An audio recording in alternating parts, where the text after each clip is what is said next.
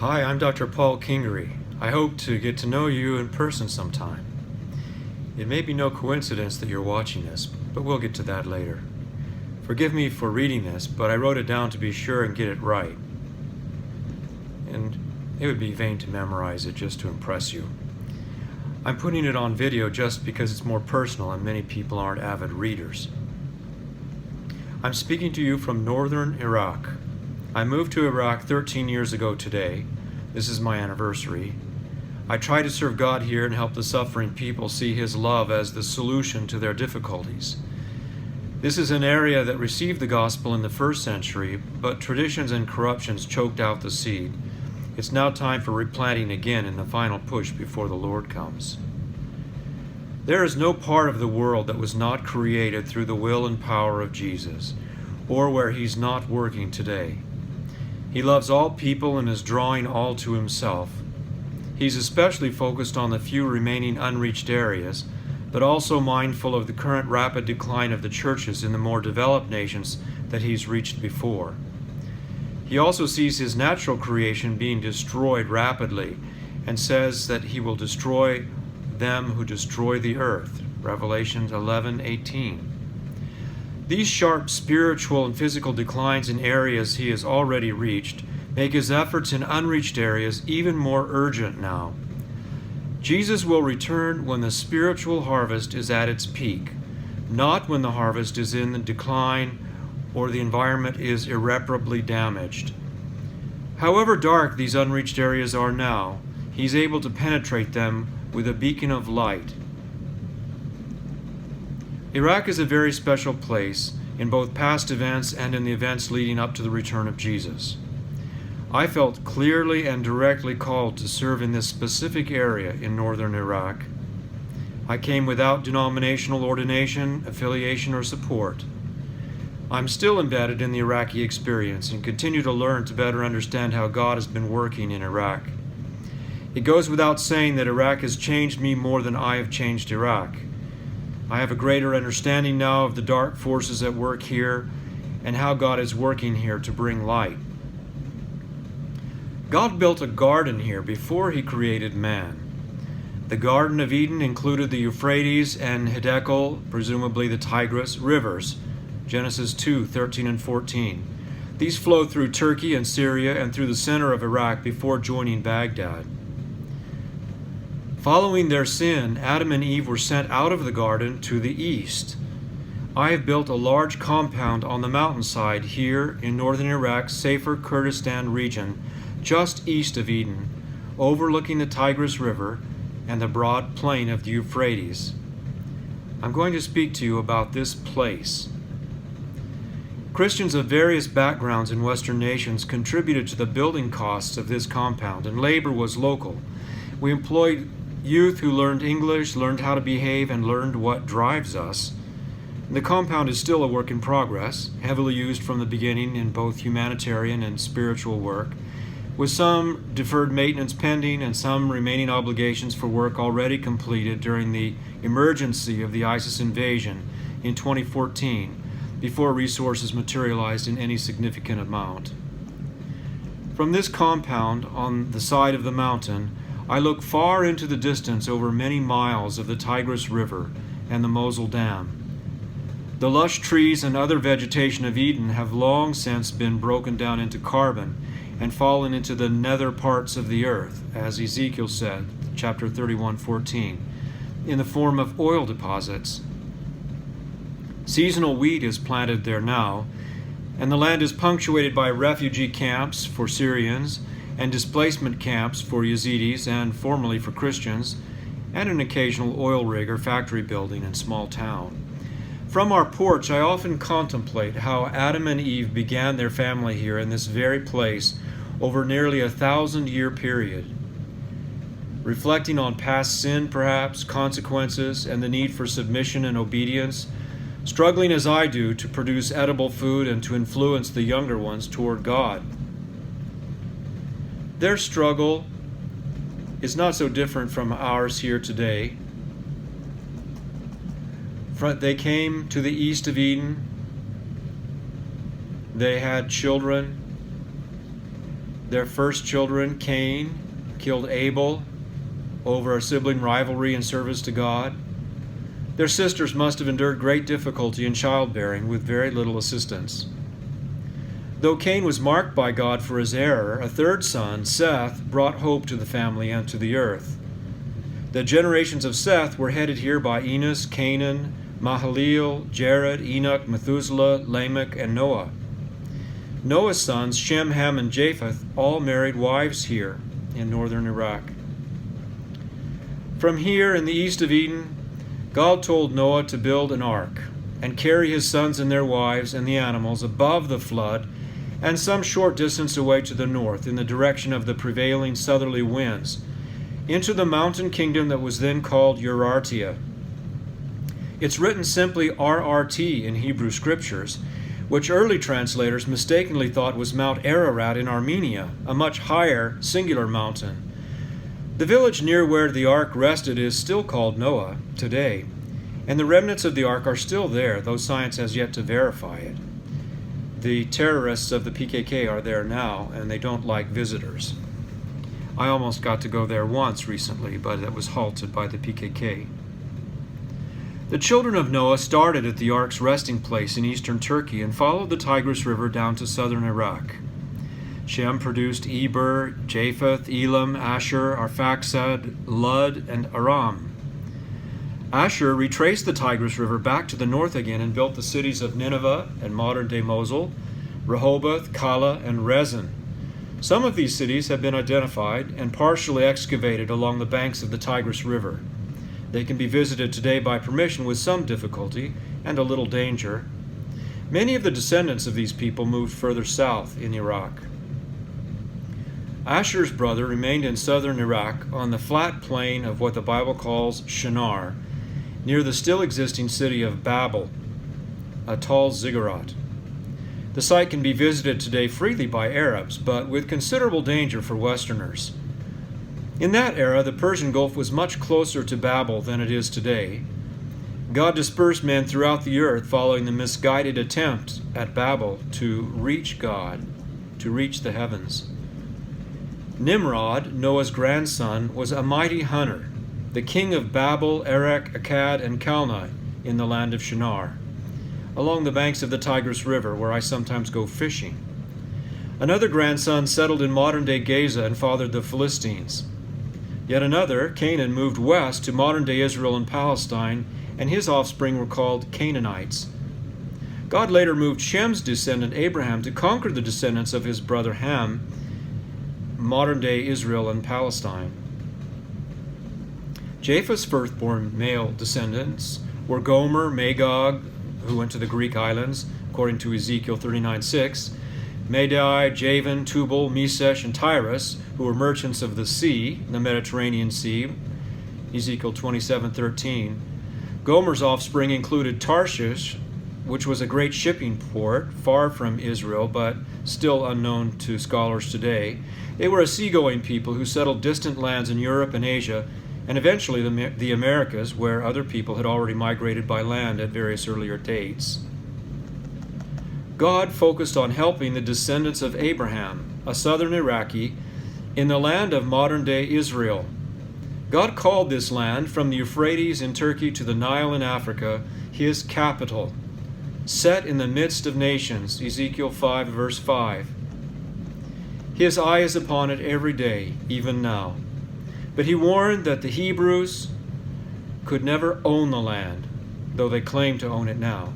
They could only sojourn there as long as they were obedient. Once they failed, the northern 10 tribe kingdoms of Israel was captured by Nebuchadnezzar of southern Iraq, modern-day Babel. The story of Daniel tells of these people. Some were also enslaved by several Assyrian kings in northern Iraq and relocated in modern-day Mosul. Some were taken to Shushan, the ancient capital of Persia that is in modern-day southern Iran. The story of Ruth tells of these people, of Esther rather. God gave great power to Nebuchadnezzar to chastise the Israelites by their removal from the Holy Land to modern-day Babel, and to King Cyrus to allow a remnant of Israelites to return to build the walls of Jerusalem again. Jonah preached in Nineveh, modern-day Mosul in northern Iraq, among the Assyrians and the captured Hebrews, in a time when the progress of Hebrews toward repentance was waning, preventing their return to Israel. God wanted to move them ahead a little bit so he could get them back home. His message prevented a destruction of God that would otherwise have rained down upon them as God rained upon Sodom and Gomorrah.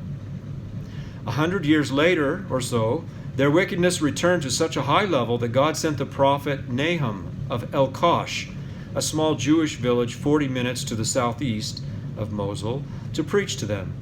This time they failed to repent, and God destroyed much of Nineveh.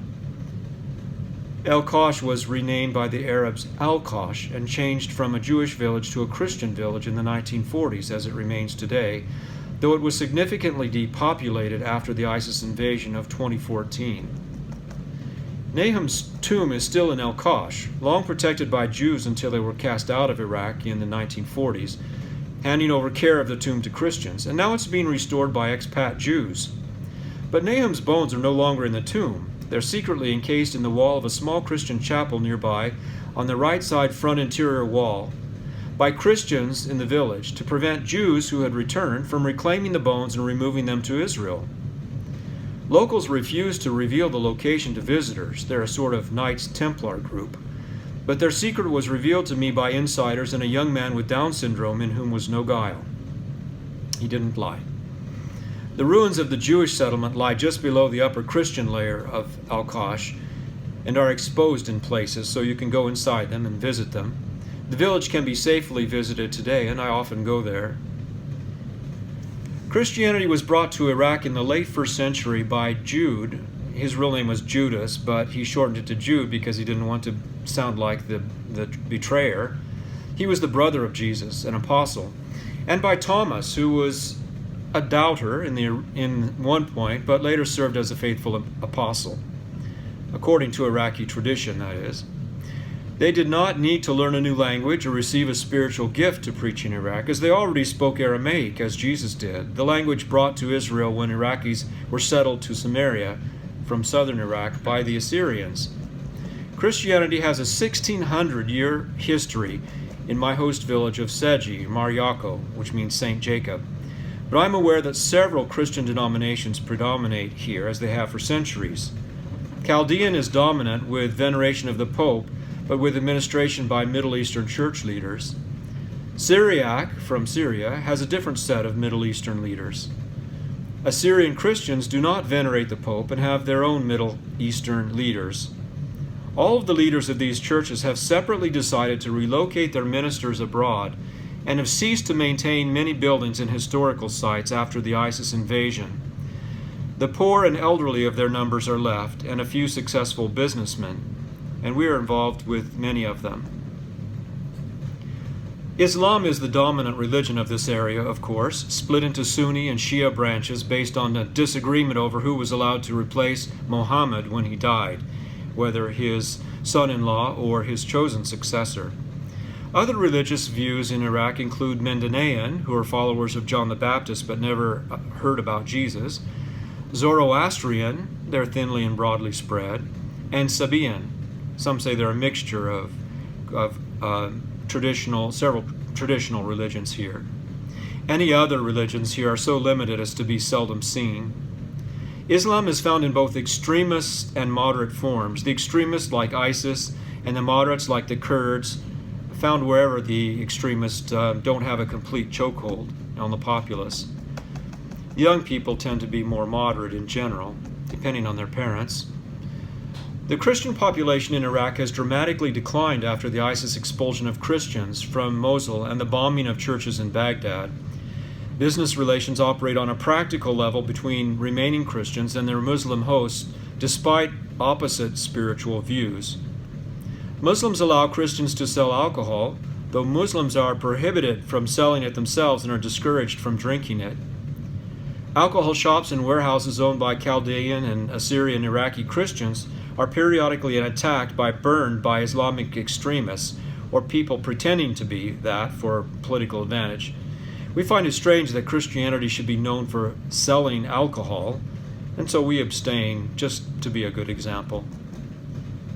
Christians worldwide generally consider Islam a religion of the Antichrist, chiefly because Muhammad directly challenged the divinity of Jesus, his miraculous power, his type of death, and his resurrection in the Quran. Muslims, in contrast, consider Christians people of the book, like Jews, so not necessarily as bad as Yezidis, who are considered to have no spiritual book. They say they had one, but they lost it. Most consider their own God, Allah, as the same as the Christian God, most Muslims that is. The eternal judgment of Christians is left by Muslims to God, though Christians are not welcomed into close Muslim spiritual fellowship. Muslims see the Bible as a flawed document, mistranslated beyond the point of trusting any part of it, and scarcely worth reading. Christians and Jews who are in conflict with Islam, however, are vilified and considered worthy of expulsion and destruction. The modern flashpoint is Jerusalem and broader Israeli land claimed by Islamists and Jews at the same time. Muhammad was said to have ascended briefly into heaven from Al-Aqsa Mosque on the Temple Mount in Jerusalem, adjacent to land on which the Jews hope to rebuild the Third Temple, currently overseen by Jordan to prevent violence between Muslims and Jews. Strong biases against Christians remain in all cities and villages in Iraq, more predominantly in Arab than in Kurdish areas, driving ongoing persecution. Christians are viewed by many Muslims in Iraq as morally depraved colonizers who take much of Iran's wealth for themselves, leaving behind only goodwill fringe operations of benefit to local people. There's a constant desire to gain advantage by contact with Westerners associated with humanitarian organizations. This usually takes the form of financial or material advantage or immigration assistance to reach Western countries. But underlying biases usually prevent close associations between Muslims and Christians. There are exceptions among youths who are less connected to their respective religious ideologies. It is illegal to change from Muslim to Christian in Iraq.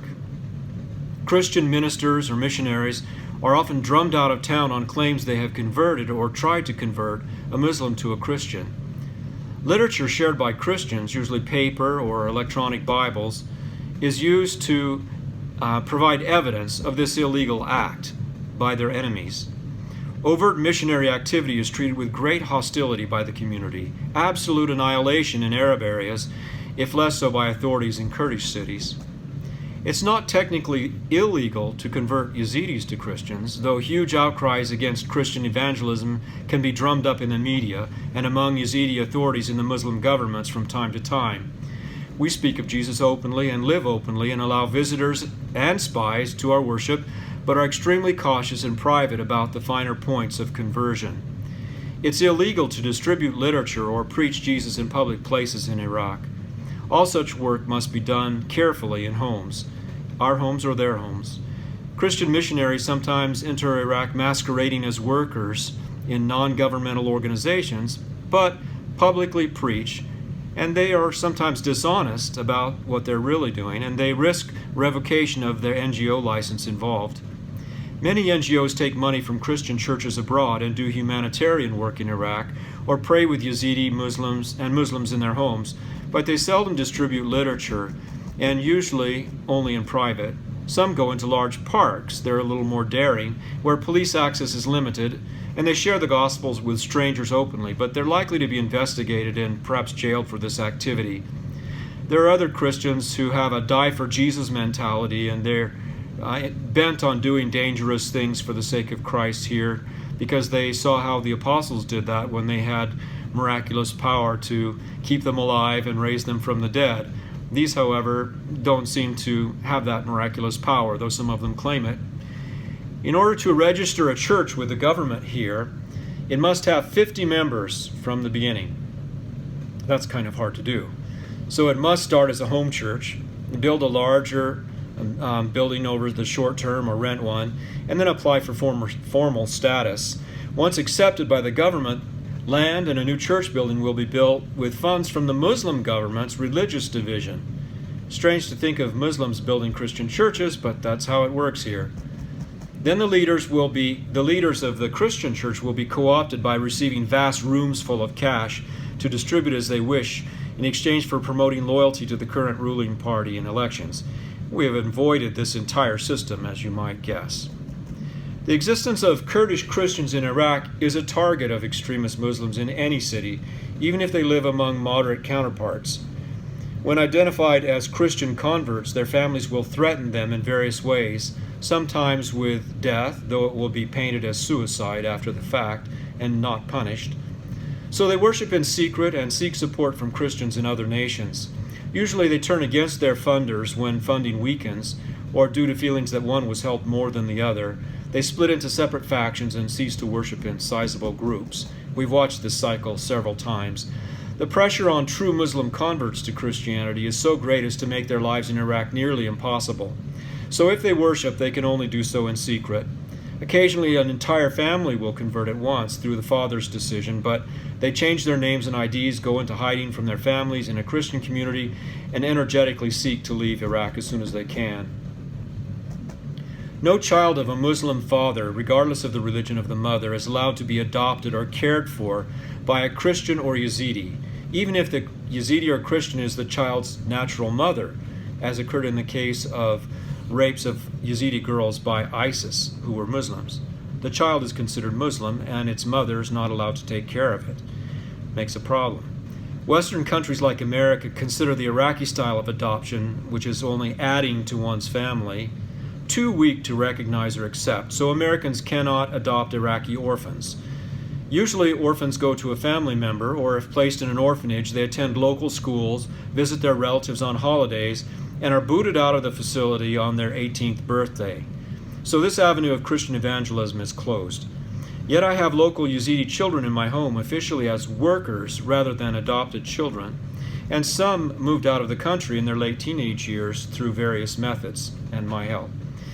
I have Muslim visitors in my home at times. Some have come to hide for periods or for short periods, or they come for longer periods to escape family who might learn of their conversion. Yezidi views of Christians are more tolerant than Muslim views. Yazidis generally see Christians as more benevolent than Muslims and co-victims at the hands of Muslim extremists. They see the Christian God as the same as their own God. They share belief in two angels, Michael and Gabriel, with Christians, but identify a dozen or more other angels by name as well, which are not found in Christianity. They have no concept of bad angels, Satan, or demons. Some angels are up, others are down, but down is not considered a bad place. Yazidis believe Jesus was a prophet, as do Muslims, but Yazidis add that he was born of a virgin and his spirit came from God, some say from the Son. They believe he was a good prophet, just not sent to them. They believe he was crucified, buried, and resurrected specifically by the chief angel whom they believe God put in charge of the earth, Taus. Some say Taus resurrected Jesus 3 times and will return in the future, in the sky, with Jesus in the future. Yazidis are tolerant of teaching about Jesus among them, more so when they are displaced and living in Christian villages. But Yazidi extremists are intolerant of anyone changing Yazidis to Christians. Expat Christians are frequently blamed for conversions, while local Christians realize that openly converting one Muslim or Yazidi may get 10 Christians killed. Those Yazidis truly converted to Christianity and remaining in Iraq are generally in hiding. Some say many Yazidis want to convert to Christianity but are too afraid to do so unless allowed to go to a Christian nation. Some Yazidis who go to Christian nations claiming conversion to Christianity secretly admit no real conversion of heart, but a utilitarian purpose for claiming conversion, usually in marriage to an American Christian or a British or Australian. Numerous Western-style Christian house or home churches have sprung up in Iraq in the past decade. I've always led a church meeting in my home through the years here. Expat churches have operated in homes in Baghdad, Erbil, Sulaymaniyah, and Dahuk, and perhaps other places from time to time, but dissolved when the workers lost their jobs, when ISIS invaded nearby areas, or when COVID virus struck and travel became restricted. I invited ex-Amish and ex-Mennonites to help me with humanitarian work among displaced people in Iraq in 2014, and they split off and became independent, still in my village of Seji, and also now in Sharia. I also invited charismatic Christians to Iraq to assist with humanitarian work. A few Brazilians from their group came here to minister, using soccer teams for children as a vehicle. Some are still here. A few from England and the U.S., moderates within their own group, remain partners with us, and we appreciate their great faith and enthusiasm and their love for children. An Egyptian evangelical group established itself in a small corner of our village. There was a Baptist group led by a young man that established itself in Dohuk for a time. A Lutheran church was started briefly. We've welcomed all these Christians. Some of them have brought trials to us, but we've weathered them as meekly as possible. It has been very chaotic. Expats sometimes come with a view toward training local ministers or aspiring ministers, of which there are few. These activities have not gone well over the longer term, either for us or for others. Some local ministers continue to seek out resources from the foreign church groups that come and go, not holding to any one of them after resources diminish. In fact, we mentored 3 young men, Yezidi and Muslim, in our compound over some months, training them in the gospel. All 3 proved disloyal and interested in money, girls, or fame, and all wanted more money in the end than we'd agreed to provide as a stipend. All parted on bad terms with us, despite our advice that we must all remain on good terms as Christians, even if it costs us something. We've attempted something more organic than denominational here, welcoming all visitors to our house church of any ethnicity or religion, allowing difference of opinion in spiritual life among believers in our fellowship, focusing on worship and the love of Christ, and trying to show a unified Christian way to local people who are mystified by Christian denominationalism. We build relationships with all those in the village over the years by the care we show them and the wisdom in our ways of living. There were many challenges and failures along the way, certainly, but we've attempted to keep the light burning, and the Lord has carried us every step of the way. His wisdom and spirit have guided us. The Lord continues to touch hearts and open opportunities for the gospel here in Iraq. We see significant changes in those with whom we've worked in multiple sustained interventions. They hate less, fight less, see a broader world, begin to understand service, sacrifice, and collaboration, and above all, they love more. They never entirely stop looking for an angle to get a little extra money, for they see us as rich, though we take no salary and live simply, sharing virtually all that we have. Some who have received relatively more from us get very pushy when the flow of resources ebbs from time to time, and some have had to be physically removed from our premises and instructed in the law of the land. But we attempted this also in a spirit of meekness and grace, and did not prosecute those who invaded our homes to threaten destruction or to steal from us, choosing to teach them mercy instead, but putting them at arm's distance from all resources for a time of reflection, a time out. This has usually worked well so long as we allow them to return to association with us in time, and they see some hope of that prospect and still believe in the possibility that we could prosecute overt attacks, invasions, or written or witnessed threats. Iraqis in general are tough people, barely surviving in a very tough place, and some have to believe we are tough, even if merciful, or they will run roughshod over us. We must take very great pains in our technical work to be absolutely fair and equitable in assistance, or the message we carry will seem powerless or worthy of attack. This work is hard, sometimes bitter and ugly and personally demeaning in very personal ways. But for every trick or assault, the Lord provides a way of escape and a time of rest after the battle. The scriptures say that southern Iraq, the land of Shinar, Zechariah 5:11, will become the very basis of evil in the world in days to come. We serve here near the heat of their fire and are purified in the process. I spent my 62nd birthday, for example, in jail overnight, stripped of my shoes and belt, offered food prepared on the floor, left in a crowded cell with people every meter away from me, by someone seeking financial benefit through a cousin who was in the local police office, who falsely claimed that I refused to submit my passport upon request. The matter was dismissed the next morning with the help of a lawyer by the judge, who realized he'd been duped in a rush before the holiday. The experience altered me in many ways, though, as I had children at the time. Being jailed is taken as evidence of wrongdoing and widely talked about, and not good for my family. or for our reputation. I managed to keep it quiet for the sake of the gospel rather than making a complaint against the police or the government, as they both feared I would do, to their great damage. Our ability to produce fruit here is extremely challenged. But there is a sweet fruit, a hidden fruit here in many hearts, and some have escaped abroad to manifest that sweetness openly. Were we to claim a specific number of conversions or baptisms, we would be subject to imprisonment. For spies are sent in among us, and our enemies are those of our own house.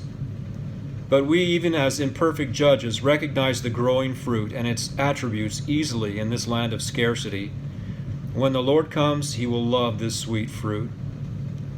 The prophecies of future events clearly show that God has future work to do in Iraq. John predicts that the Euphrates River will be dried up in the future, and that people will pass over from here in the east toward Jerusalem. Read Revelation 16:12. I'll read it for you. And the sixth angel poured out his vial upon the great river Euphrates, and the water thereof was dried up, that the way of the kings of the east might be prepared. We are kings and priests with Jesus. Isaiah further explains about this and who the kings are. Isaiah 27:12-13. And it shall come to pass in that day that the Lord shall beat off from the channel of the river unto the stream of Egypt, and ye shall be gathered one by one, O ye children of Israel. We are the spiritual Israel, as Hebrews says. And it shall come to pass in that day that the great trumpet shall be blown, and they shall come which were ready to perish in the land of Assyria, that's here in northern Iraq, and the outcasts in the land of Egypt, and shall worship the Lord in the holy mounts at Jerusalem. Isaiah speaks, well, this is from Revelation, remember, so this is not something that's already happened. This drying of the rivers will happen. Isaiah speaks later of this mass migration of the redeemed of the Lord, the ransomed, from Egypt and Assyria, northern Iraq, across dried waters to Jerusalem with everlasting joy in their hearts. Isaiah 51:10-11. Let me read that to you. Art thou not it which hath dried the sea, the waters of the great deep, that hath made the depths of the sea a way for the ransom to pass over? Therefore the redeemed of the Lord shall return, and come with singing unto Zion, and everlasting joy shall be upon their head. They shall obtain gladness and joy, and sorrow and mourning will flee away. Only the blood of Jesus pays the ransom to redeem people. So in a time when Christians are being cast out of Egypt and Iraq, and are so injured that they're ready to perish, they will go from Egypt and northern Iraq toward Jerusalem over dry water courses of the great rivers, the Nile, the Red Sea, and the Euphrates. Isaiah further describes this migration from Egypt and Iraq over the dry rivers as a new exodus. Isaiah 11:15-16. Let me read that. And the Lord shall utterly destroy the tongue of the Egyptian sea with his mighty wind. Shall he shake his hand over the river, and shall smite it in the seven streams, and make men go over dry shod. And there shall be a highway for the remnant of his people, which shall be left from Assyria, like it was in Israel in the day when he came up out of the land of Egypt. A second Exodus. Read that in your Bible.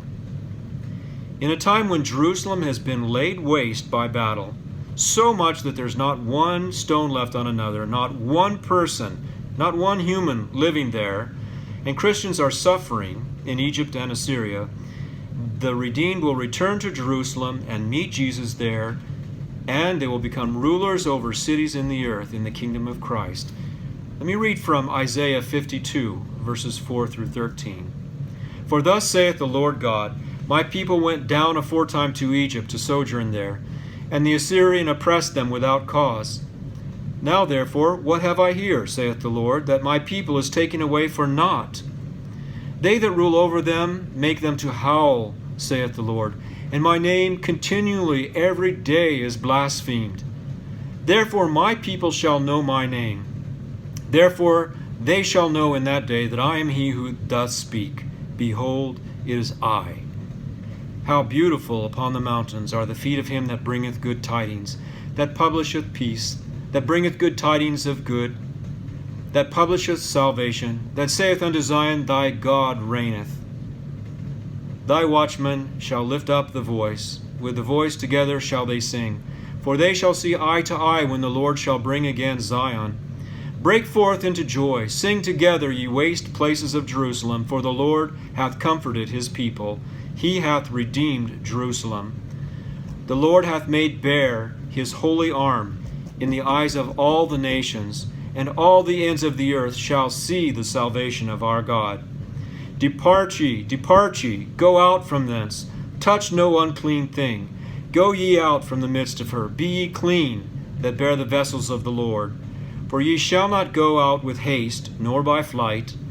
For the Lord will go before you, and the God of Israel will be your reward. Behold, my servant shall deal prudently, he shall be exalted and extolled, and be very high. Remember, Jesus will enter Jerusalem from the east. That's why Muslims have blocked up the eastern wall of the old city. But it will fall down before he comes. But he will come from northern Iraq, from the east, with his people. The timing of this mass migration is after the complete destruction of Jerusalem. So no people are alive. You can read about this in many places. Revelation 18:2, Revelation 14:8, Jeremiah 4, 51 through 37, Jeremiah 9, verse 11 through 12, Jeremiah 9 and 22, Ezekiel 7, 16 through 18, and Ezekiel 24, 3 through 11. It is then that Jesus returns and gathers his people to him. God has placed 4 angels at the Euphrates River to assist in that time. They are there right now. Read Revelation 9:14, or read it with me. Loose the 4 angels which are bound at the great river Euphrates. And the 4 angels were loosed, and were prepared, which were prepared for an hour, and a day, and a month, and a year, for to slay a third part of man. This happens in a time when Jesus returns. The earth is violently shaken. There are many earthquakes, meteorite shower. The earth is turned upside down. Isaiah 24 and verse 1. Behold, the Lord maketh the earth empty, and maketh it waste, and turneth it upside down, and scattereth abroad the inhabitants thereof. It won't be the end of people. 2/3 will be left, those in the mountains and the flat plains. But the high mountains will fall, the islands will fall, and the beaches will be destroyed by tsunamis and by rise in sea level from the melting ice caps. Those of us who wait for these events in Assyria, in northern Iraq, will be aided in our journey to Jerusalem. Springs will rise in the desert to help us on our way. We will be some of the first to see the Lord in Jerusalem when he returns. And that's why we wait here and prepare and teach. Why will Christians from northern Iraq and Egypt see the Lord first? It will be difficult in that time for others to come from far away, with the earth shaking, meteorites falling, air travel disrupted, tsunamis tossing ships in the seas. But many will still endure the dangers to come to Jerusalem over time. There are moderate hardships to endure in Iraq now, and there will be hardships going by land to Jerusalem. But these hardships will not be so great as those that Christians will face in traveling from farther away to Jerusalem when the earth is shaking and turning upside down. There will be so much joy for those who reach Jerusalem first. We're expecting a great war soon, with staging of UN forces in the plain of Jezreel, a place called Megiddo or Armageddon. It's not a battle in Armageddon, it's a staging for battle in Armageddon, according to Scripture. Then they travel south to the battle near Jericho, on the north edge of the Dead Sea between Jerusalem and Ammon, Jordan. It'll be a great war between Muslims on the one hand and Christians and Jews on the other. We must not hasten or participate in that battle in any way. We must not be involved in the politics. We must not intervene. We must not try to go there to change things. We must not be involved in ideology or armaments in any way that are involved in that battle. God does not like violence. He doesn't intend for anyone to fight for the Holy Land. It's His. He gives it easily and willingly to anyone He wants, and He has a remnant preparing to be there. In the middle of that battle, God will rain fire and brimstone from the skies, destroying the violent men who fight to own the land that he says men can never own, his capital set in the midst of the nations. For more information on these events, you could see my book on Amazon.com. It's titled Land of Canaan, Ancient Hope for Future Peace. There's also a free website where you can download it. It's not about making money, just sharing the ideas, the scriptures. Well, we remain open to God touching hearts and sending people to support this work and to prepare for the journey to Jerusalem with us. People can help in many ways, maintaining our building and grounds, benefiting our loyal workers, training them in sheep and goat and fish farming, woodcraft, soap production, bringing food or medical care for the ill, widows and orphans, water for children to drink when they come to our Bible classes, stories, or programs of any type that they are well versed in that they want to bring, or just playing games with children and showing them love and attention. People can come here to visit without any visa, without any quarantine, land in Erbil. Look online for tickets to Erbil, Iraq. It's EBL online. People can bring their gifts with them if they want to make sure about the stewardship, since they don't know us well. They can come and live and work and fellowship with us. Many have. Or donate online at www.medeast.org. That's MEDEAST.org. Not Mideast, but Medeast, because we do a lot of medical work. Medeast is the longest serving organization for humanitarian work here among Christians and funded by Christians. The light burns brightest in the place of greatest darkness. We hope God will continue to add lights of others abroad to the light burning here in this unreached and isolated area of Iraq. And we hope you'll be stirred by this to understand a little, read a little further, study your Bible, and see if perhaps God isn't laying on your heart also some involvement in this effort for his return, to prepare for him as John prepared for him in the wilderness, to humble and simplify yourself. Don't need to wear camel's hair or eat grasshoppers, but we have good food here. But live simply and carefully. We usually buy used clothing, sleep in the corner of a classroom, share our meals with those who are here and those who are involved in working at any time.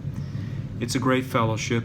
It's not a commune. There's an actual city here, a little village, and there are houses available to rent for $200, $300, $400 a month, and ways for people to share to even make that cheaper.